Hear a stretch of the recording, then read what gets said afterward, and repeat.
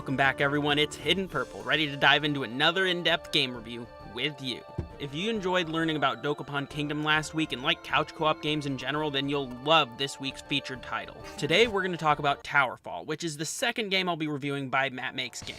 This one released years ago before Celeste was even an idea, but it's still being ported to new consoles to this day. It's available on just about every platform you can imagine. Seriously, you can play it on Xbox, Windows, Mac OS, Linux, PlayStation 4, PlayStation Vita, Ouya, and even Android. Towerfall is also releasing on the Nintendo Switch later this year, and it'll come with 2 extra characters to play as. You can play as Madeline or the Shadow of Madeline. It's the most widely available title I've reviewed yet, and just about anybody can pick it up. If you're playing on the PC or the Mac to a lesser extent, it has controller support for a wide variety of gamepads. It has native support on these platforms for all X-input and direct input controllers, meaning Xbox controllers and any controllers that plug in via USB. On the PC version, there's also an open API, which means with some minor know-how, you can modify the game legally to allow for the support of just about any other game controller in the world with shoulder buttons. This includes controllers like the SNES controller, if you've got the proper adapters.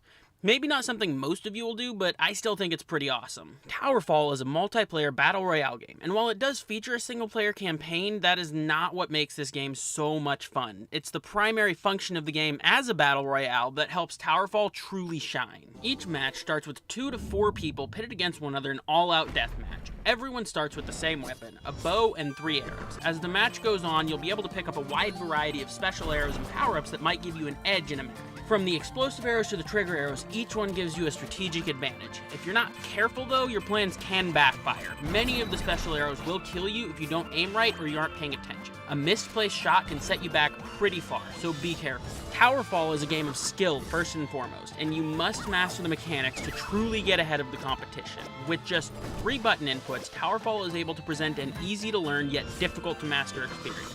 You have the jump, shoot, and dodge buttons. The jump is obvious, but you have to be careful when and where you jump. If you expose yourself in the air too long, you'll be helpless against an enemy who sets their sights on you. The directional control adds an extra layer of complexity to this. You can press down on the D-pad or the joystick to make your character drop more quickly. The shoot button is just a shoot button. No hidden mechanics here, though a skilled shot can actually shoot their opponent's crown or hats off. The dodge button is your best friend if you can master it. It gives you a short dash to get out of the way of enemies, but leaves you vulnerable for a very short period of time after using it. If you time your dodges right though, you can catch enemy arrows out of the air and fire them right back at them. After every game, you'll also be rewarded with a series of fun trophies that can give you bragging rights, or give your friends ammo to make fun of you. All of these mechanics make for a rich and rewarding competitive experience that'll liven up any event you have planned. The one feature that this game lacks, to a chorus of outcry from many of the game's fans, is online multiplayer. It's most likely for this reason that Towerfall actually isn't very widespread, and it's also probably one of the reasons why there isn't a competitive community formed around the game. I personally think the game plays best as a social experience, as a couch battle royale, if you will. It's a great game that I love pulling out at almost all of my parties. I can totally see why the community would like to see an online experience added, though. Online play would allow for the formation of communities of people to play together and organize events and competitions, which would certainly liven up the practically non-existent competitive scene for the game. Whether or not it gets online play, though, one thing is for sure, this game is an easy choice for nearly anybody. The only game available on more consoles than Towerfall is Skyrim. If it's not on a console yet, I'm sure it will be soon. Can you say Towerfall TI-84? At just $15, there's really no reason not to pick it up. I'll give it a 10 on the time budget scaling. The social experience knocks out 2 birds with 1 stone. You get time put into your hobby and your pathetic social life. Since the game has no story, I'm not going to feature a story rating this time around, and instead I'll be rating the game with 1 overall score. That's going to come out to an 8. While I'm on the fence about online play, I'm leaning slightly more towards the online play camp. The addition of this feature would widen the game's audience significantly, and I'd love nothing more than to see Towerfall grow even more in popularity. If online play is ever released, I'd be pleased to bump that up, but for now, the scores stand. 10 and 8. If you enjoyed the video, then please like and comment. Every single response is a huge help.